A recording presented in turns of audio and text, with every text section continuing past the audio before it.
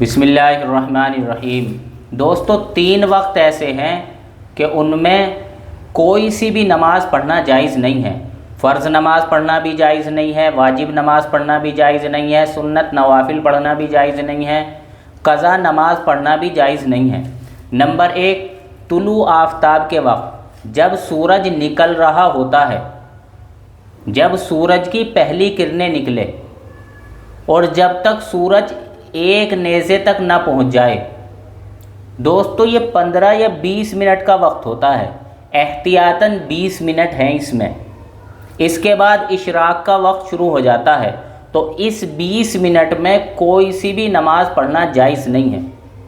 Number 2, ज़वाल के वक्त, जब सूरज बिल्कुल सर पर होता है, ये बहुत ही मुख्तसर सा वक्त होता है।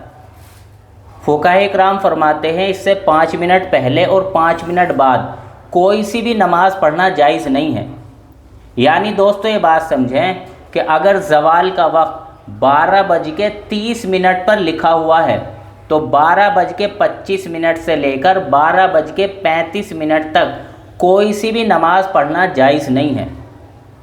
नंबर 3, गुरूब आफ्ताब के वक्त, यानी जिस वक्त सूरज गुरूब होने लगता है, सूरज गुरूब होने से 20 मिनट पहले मकरू वक्त शुरू हो जाता है।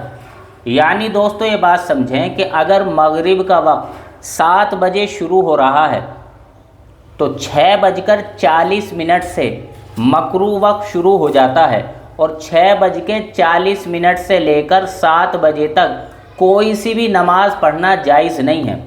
लेकिन दोस्तों, अगर आपने उसी दिन की असर की नमाज़ नहीं पढ़ी है, तो अब आप इस 20 मिनट में उस दिन की असर की नमाज़ तो पढ़ सकते हैं, लेकिन असर की नमाज के अलावा आप कोई सी भी नमाज इस 20 मिनट में नहीं पढ़ सकते हैं।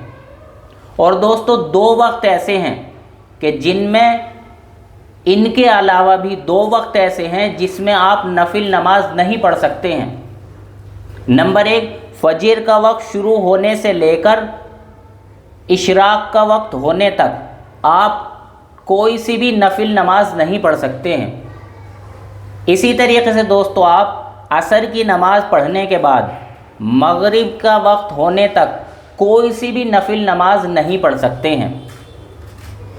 और दोस्तों, इन वक्तों में नमाज पढ़ना मकरूह है, नाजायज़ है, आप नहीं पढ़ सकते हैं। लेकिन दोस्तों, इन वक्तों में आप कुरान की तिलावत कर सकते हैं, तस्बीह पढ़ सकते हैं, दरूद शरीफ पढ़ सकते हैं, आप ज़िक्र व अज़कार कर सकते हैं। इन वक्तों में कोई दिक्कत नहीं है। और दोस्तों, आपसे ये दरख्वास्त है कि आप अपने मस्जिद में जाएं और अपनी मस्जिद की जंतरी का फ़ोटो खींच लें और इमाम साहब से उस जंतरी को समझ लें। आपके लिए मकरूह औक़ात का समझना बहुत आसान हो जाएगा और पूरी ज़िंदगी आपको ये बात काम आएगी। या आप ऐसी ही जंतरी ख़रीद लें और इमाम साहब से उसको समझ लें कि किस वक्त में नमाज़ पढ़ना जायज़ है और किस वक्त में नमाज़ पढ़ना जायज़ नहीं है।